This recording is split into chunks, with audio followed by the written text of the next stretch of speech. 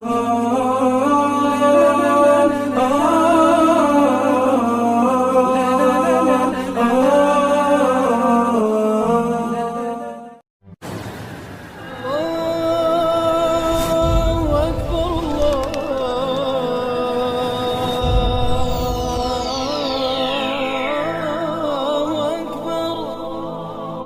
ini kita akan membahas perasaan merasa kaya. Perasaan kaya di dalam Al-Quran ini disebut dengan istilah istaghna. Kalimat istaghna salah satunya disebutkan di dalam surat Al-Alaq. Teman-teman bisa buka Al-Quran surat 96, surat Al-Alaq ayat 6, 7, dan 8. أعوذ بالله من الشيطان الرجيم بسم الله الرحمن الرحيم كلا إن الإنسان ليطغى كلا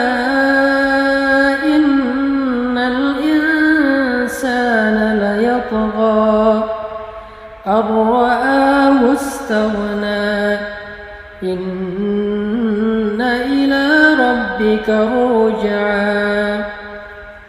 Surat Al-Alaq ayat ke-6 dan ayat ke-7, 8 itu membahas tentang seorang penentang, tentang seorang laki-laki yang sangat membenci Rasulullah SAW, laki-laki yang sangat bengis, laki-laki yang sangat sering mengganggu Nabi, yaitu Abu Jahal. Abu Jahal ini sampai diturunkan ayat demikian karena saking seringnya dia mengganggu Nabi. Nah, surat Al-Alaq juga termasuk salah satu surat yang menyebutkan kecelakaan bagi seorang laki-laki yang bernama Abu Jahal dengan kalimat lanasfa'am bin nasiyah nasiyatin kadhibatin khati'ah falyad'u nadiyah sanad'u zabaniyah ayat ke-15. Nah, ini termasuk surat yang cukup keras berbicara tentang seorang laki-laki yang durhaka yang bernama Abu Jahal. Kenapa Allah sampai marah banget kepada Abu Jahal? Di dalam surat Al-Alaq sampai mengatakan lanasfa'am bin nasiyah nasiyatin kadhibatin khati'ah falyad'u nadiyah sanad'u zabaniyah. Keras banget nih ayat. Karena Abu Jahal itu adalah orang yang sangat-sangat istaghna, sombong. Dia punya alasan sendiri kenapa dia sombong. Pertama, sebelum Allah memanggilnya Abu Jahal, orang-orang Mekah memanggilnya Abu Hakam. Arti Abu Hakam itu orang yang banyak ilmu, orang yang nasihatnya didengar, orang yang panggilannya, seruannya diikuti, orang yang keberadaannya ditunggu, orang yang marahnya dihindari, orang yang hartanya dibutuhkan, orang yang jabatannya paling tinggi. Pokoknya Abu Jahal ini orang yang sangat eksis. Ilmunya banyak, wawasannya luas, hartanya berlimpah, posisinya di tengah-tengah masyarakat penting, tokoh, pintar ngomong, public speakingnya luar biasa, semua orang hormat sama dia, sehingga dia ngerasa lupa diri. Sehingga dia ngerasa besar kepala. Makanya ketika sahabatnya Abu Jahal, Akhnas bertanya kepada Abu Jahal, "Ya Abu Hakam, apa pendapatmu tentang Al-Quran?" Ini pertanyaan Akhnas kepada Abu Jahal. Apa pendapatmu tentang Al-Quran yang kita dengar dari mulutnya Muhammad? Kata Abu Jahal, menurutku itu bukanlah syair. Menurutku itu bukanlah sihir, bukanlah mantra. Menurutku itu bukanlah dongeng-dongeng orang terdahulu. Menurutku dia sesuatu yang istimewa. Menurutku apa yang kita dengar dari Muhammad itu sesuatu yang luar biasa, sesuatu yang istimewa, sesuatu yang gak ada dan gak mungkin datang dari bumi, pasti dari dunia yang lain. Dia gak bisa menjelaskan dari Allah karena dia gak beriman. Dia hanya mengatakan itu istimewa dan dia gak mungkin berasal dari bumi, pasti dari dunia yang lain. Kata Abu Jahal. Akhnas takjub karena dia percaya sama keilmuan Abu Jahal. Dia percaya dengan omongan Abu Jahal yang memang punya wawasan yang sangat luas. Sehingga kalau kata Abu Jahal itu bukan kata-kata manusia, itu nggak mungkin diucapkan oleh manusia, maka pasti itu sesuatu yang luar biasa. Sehingga Akhnas bertanya kepada Abu Jahal, wahai Abu Al-Hakam, kalau menurutmu itu adalah kalimat yang baik, kalimat yang istimewa, lalu kenapa kita tidak ikut saja kepada Muhammad? Kenapa kita nggak ikut seruan Muhammad? Kenapa kita nggak masuk Islam? Abu Jahal memerah wajahnya. Kemudian dia mengatakan, wahai Akhnas, apakah engkau ingin mengikuti Muhammad? Kemudian engkau menjadi orang yang berada di belakangnya? Kemudian kabilahmu akan berada di belakang kabilahnya? Kemudian engkau tidak lagi menjadi tokoh, engkau akan ditinggalkan oleh pengikutmu? Enggak, wahai Akhnas. Enggak akan terjadi. Jadi alasan Abu Jahal enggak mau ngikut Rasulullah bukan karena enggak percaya, bukan karena enggak ngerti bahwa Al-Quran itu baik, tapi karena dia enggak rela menanggalkan posisinya.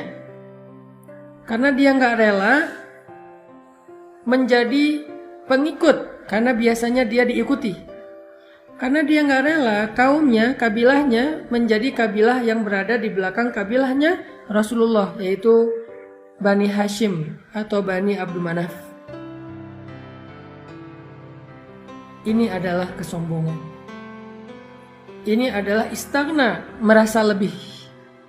Itu alasan kenapa Abu Jahal nggak mau beriman. Padahal dia tahu betul Muhammad itu benar, Muhammad itu jujur, tahu betul Al-Quran itu bukan kalimat dari manusia. Kesombongan. Karena kesombongan itulah dia memusuhi Rasulullah Shallallahu Alaihi Wasallam. Karena kesombongan itulah dia menentang dakwah Nabi Shallallahu Alaihi Wasallam. Istaghna. Makanya Allah berfirman, "Kalla innal insana la yatgha ar-ra'ahu istaghna." Sungguh manusia itu melampaui batas, artinya durhaka, menentang kebenaran. Ketika dia merasa dirinya lebih, merasa dirinya serba cukup, merasa dirinya hebat. Allah marah kepada Abu Jahal. Kenapa Allah marah kepada Abu Jahal? Karena masyair, perasaannya yang salah. Bukan karena perilakunya dulu, perilaku belakangan. Nomor satunya karena perasaannya. Apa perasaan yang dirasakan oleh Abu Jahal? Perasaan sombong, perasaan hebat, perasaan lebih, perasaan gak butuh, perasaan ego, perasaan gengsi, merasa dia punya wawasan lebih daripada Muhammad, merasa pengikutnya lebih daripada Muhammad, kekayaannya lebih daripada Muhammad, lebih senior daripada Muhammad, pokoknya ngerasa lebih aja, ngerasa punya segalanya dibandingkan dengan Rasulullah SAW. Itulah perasaannya Abu Jahal. Maka coba kita jadikan ini sebagai renungan untuk kita bersama. Apa alasan kita untuk menolak sebuah nasihat? Apa alasan kita untuk menolak masukan dari orang lain? Apa alasan kita untuk nggak mau berteman dengan seseorang? Apa alasan kita untuk menolak lamaran seseorang? Apa alasan kita untuk menjudge seseorang? Apa alasan kita untuk memarahi seseorang? Apa alasan kita untuk merendahkan seseorang? Kalau alasannya karena kita merasa lebih hebat dari orang lain, merasa lebih keren dari orang lain, merasa lebih kaya dari orang lain, merasa lebih tahu daripada orang lain, maka itu adalah kibar, sombong. Apa alasan kita mendebat orang tua kita? Apa alasan kita menolak nasihat dari ibu dan ayah kita? Apakah kita merasa lebih tahu dari mereka? Apa alasan seorang istri nggak mau menerima nasihat dari suami? Apakah dia merasa lebih soleha karena udah lebih sering ngaji daripada suami? Apa alasan seorang suami merendahkan istrinya? Apa dia merasa bahwa dia yang udah nyari nafkah sehingga dia lebih mulia daripada istrinya? Apa alasan orang tua menzolimi anaknya? Apa dia merasa udah punya jasa lebih kepada anak itu? Pokoknya siapapun dia, ketika dia merasa punya kelebihan dibandingkan orang lain yang membuat dia jadi merendahkan orang lain, maka kalla innal insana la yatgha ar-ra'ahu istaghna. Sombong. Apa kata-kata iblis? Ana khairum min, khalaqtani min nar wa khalaqtahu min tin. Aku lebih baik daripada Adam. Engkau ciptakan aku dari api dan engkau ciptakan dia dari tanah. Sedangkan api lebih mulia daripada tanah menurut iblis. Ditambah lagi dia ngerasa udah ribuan tahun beribadah bersama para malaikat, lebih senior daripada Adam. Kok tiba-tiba Adam yang jadi pemimpin, Adam yang jadi khalifah? Kenapa saya harus menjadi pengikutnya Adam? Saya lebih senior. Kenapa saya harus menjadi pengikutnya Adam padahal saya lebih baik? Merasa lebih. Bedanya dosa Adam dengan dosa iblis, Adam dosanya maksiat, iblis dosanya sombong. Nanti kita bisa lihat itu pada diri para sahabat. Teman-teman kalau baca sejarah sahabat, kan rata-rata sahabat yang masuk Islam itu dulunya di masa jahiliyah mereka orang-orang yang banyak dosa kan?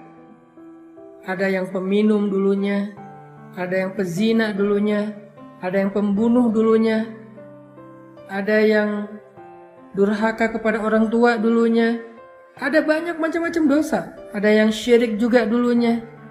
Umar itu dulu pernah bunuh orang, Umar itu dulu minum, Sa'ad bin Abi Waqqas dulu riba, Khalid bin Walid dulu pembunuh, Amr bin As dulu riba juga. Banyak dari mereka yang punya masa lalu dosa-dosa besar.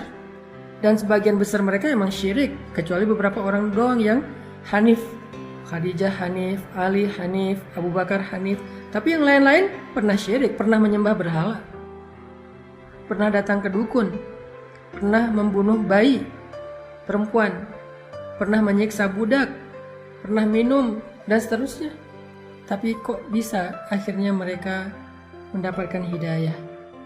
Karena hati mereka baik, karena hati mereka bersih dari sombong. Sehingga ketika mereka mengetahui kebenaran, gak ada yang menghalangi mereka untuk masuk Islam. Sedangkan Abu Jahal, sedangkan Walid al-Mughirah, sedangkan Umayyah bin Khalaf, sedangkan Abu Lahab, tokoh-tokoh ini kenapa gak masuk Islam? Sedangkan anak mereka masuk Islam. Anak Abu Lahab, anaknya ada yang muslim, terutama yang perempuan. Abu Jahal, anaknya mujahid, pembela Nabi dan syahid insya Allah, namanya Ikrimah. Walid, anaknya Khalid. Umar bin Khattab, bapaknya juga kufur, anaknya menjadi seperti Umar, hebat, pembela Nabi. Kenapa anak-anaknya pada masuk Islam, dapat hidayah, sementara ayah mereka mati dalam keadaan kufur? Kenapa? Karena dosa-dosa Umar dan teman-temannya ini bukan sombong. Dosa-dosa mereka lakukan karena mereka nggak paham. Setelah mereka tahu kebenaran, maka nggak ada penghalang mereka untuk masuk Islam dan memeluk kebenaran itu. Sedangkan yang tua-tua, tokoh-tokoh, Abu Jahal dan yang lain-lain, mereka sombong. Walaupun mereka udah tahu kebenaran, kesombongan menghalangi mereka untuk mengakui kebenaran itu dan mengikutinya. Itulah bedanya Adam dan iblis atau Umar dan Abu Jahal. Jadi Umar adalah orang yang pernah berdosa di masa lalu tapi dia nggak sombong. Abu Jahal adalah orang yang menolak kebenaran karena dia sombong. Merasa nggak butuh kepada Allah. Merasa nggak rela untuk menjadi pengikut Muhammad karena dianggap lebih junior, karena dianggap kabilahnya lebih kecil daripada kabilah Abu Jahal sendiri. Renungkan ini dalam kehidupan kita sehari-hari. Jangan sampai kita punya perasaan sombong kepada manusia, apalagi kepada Allah. Salah satu bentuk kesombongan kita kepada Allah itu adalah ketika kita berhenti berdoa.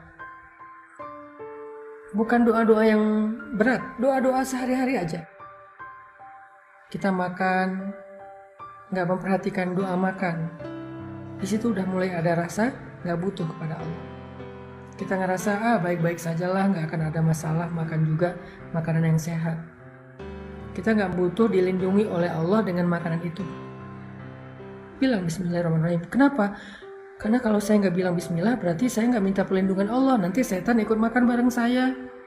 Nanti kalau keselak ada masalah, nanti dalam tubuh saya makanan ini bisa jadi penyakit. Ada sombong, nggak merasa butuh lagi sama Allah. Apalagi kalau kita udah merasa punya banyak ilmu, baru juga dikasih ilmu sedikit oleh Allah tentang masalah gizi, baru dikasih ilmu sedikit oleh Allah tentang masalah bisnis, baru dikasih ilmu sedikit oleh Allah tentang masalah psikologi, udah merasa pede, nggak lagi merasa butuh sama Allah, nggak mau lagi menggunakan Al-Quran sebagai panduan hidup. Huwa a'lamu bikum idh ansha'akum minal ard wa idh antum ajinnatun fi butuni ummahatikum, kata Allah. Dia udah ngerti banget tentang kalian sejak kalian diciptakan dari tanah, yaitu Adam, atau sejak kalian menjadi janin di dalam rahim ibu kalian, yaitu kita. Dia tahu tentang kalian zahir dan batin, termasuk jiwa kalian. Sehingga kalau ada yang bertanya kepada kita tentang penyakit jiwa, penyakit mental, harusnya dia kembalikan kepada Allah, yaitu Al-Quran. Innal insan khuliqa halu'a, idza massahu syarr jazu'a, wa idza massahul khair manu'a. Manusia itu diciptakan dalam keadaan labil, keluh kesah, bipolar. Kalau lagi manik, wah senang banget. Tapi kalau lagi down, keluh kesahnya sampai mau bunuh diri, kata Allah.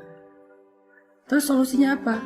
Nah, giliran solusi, kadang kita merasa lebih tahu dari Allah, sehingga ketika diingatkan dengan ayat-ayat Allah, dengan frame agama, dengan konten-konten agama, kita merasa sombong untuk menerimanya, merasa kita lebih tahu daripada nasihat-nasihat ulama. Enggak, Allah sendiri yang bilang solusi dari bipolar, solusi dari skizofrenia, solusi dari penyakit mental amradul qulub adalah zikir. Ala bi dzikrillah tatmainnul qulub. Bukankah dengan mengingat Allah hati menjadi tenang? Udah zikir Ustaz? Belum. Ada orang yang merasa punya ilmu sains sedikit, penjelasan ilmiah tentang kejadian-kejadian semesta. Lalu ketika terjadi kejadian alam ini yang luar biasa, dia mengatakan ini fenomena alam, ini karena faktor ini, nggak mengambil hikmah tentang ini tanda-tanda dari Allah. Gerhana, gerhana itu secara teori begini, bukan tanda-tanda dari Allah. Ada awan, bentuknya apa? Bukan tanda-tanda dari Allah. Ini cuman awan apa namanya, misal laut begini, gunung begitu, bumi begini, tanah begitu, dan seterusnya.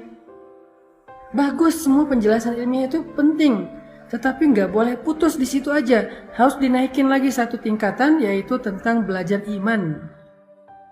Karena kalau ilmu nggak membuat kita lebih yakin kepada Allah, itu namanya wawasan. Saya bukan bilang nggak penting mencari ilmu, penting banget. Sains itu bagus, penting. Tapi harus ada kesimpulan iman setelah kita mendapatkan penjelasan saintis. Nggak boleh kita membedahnya secara scientific, secara ilmiah, tetapi kemudian kesimpulannya ngambang, yaitu fenomena alam. Nggak boleh. Harus dikembalikan kepada Allah. Ada apa nih? Allah maunya apa nih? Apa pesan Allah di balik fenomena alam? Itu yang harus kita temukan. Itu belajar iman. Apa pesan Allah di balik fenomena alam? Apa pesan Allah di balik gerhana? Apa pesan Allah di balik musim dingin, musim panas, musim semi, musim gugur? Apa pesan Allah di balik terbitnya matahari di timur terbenam di barat? Apa pesan Allah di balik malam dan siang? Apa pesan Allah di balik gempa? Apa pesan Allah di balik badai dan seterusnya? Apa pesan Allah? Itu yang harus kita cari. Dalam lingkup yang lebih kecil, apa pesan Allah di balik masalah saya? Apa pesan Allah di balik kerugian ini, musibah ini? Itu yang harus kita cari. Tapi kalau kita nggak mau tahu itu, dan mau menyelesaikan semuanya, mau memahami semuanya dengan logika kita, merasa udah ngerti secara rumus dan teorinya, di situ kita nggak sengaja mulai muncul kiber, sombong. Dan sombong itulah yang menghalangi kita dari kebaikan. Jangan sombong kepada Allah. Bahkan jangan sombong kepada manusia. sehingga kita nggak merendahkan siapapun, nggak boleh. Mungkin kita punya kelebihan yang nggak dimiliki orang lain, tapi jangan lupa, kita juga punya kekurangan yang nggak dimiliki orang lain. Mungkin kita merasa udah punya lebih banyak wawasan agama dibandingkan orang tua kita sejak kita belajar serius. Tapi jangan lupa, bisa jadi ibadah orang tua kita lebih banyak daripada kita yang cuma punya wawasan dan ilmu, karena dia udah lebih senior dan lebih banyak beribadah daripada kita. Makanya ada nasihat dari ulama, kalau kita melihat orang yang lebih tua dari kita, lihatlah bahwa dia lebih banyak beribadah daripada kita. Kalau kita melihat orang yang lebih muda dari kita, lihatlah bahwa dia lebih sedikit dosa daripada kita karena kita udah lebih tua dan pastinya lebih banyak dosa. Selalu melihat kelebihan, sehingga gak sempat kita merasa lebih dari orang lain dan menyombongkan diri di hadapan orang lain.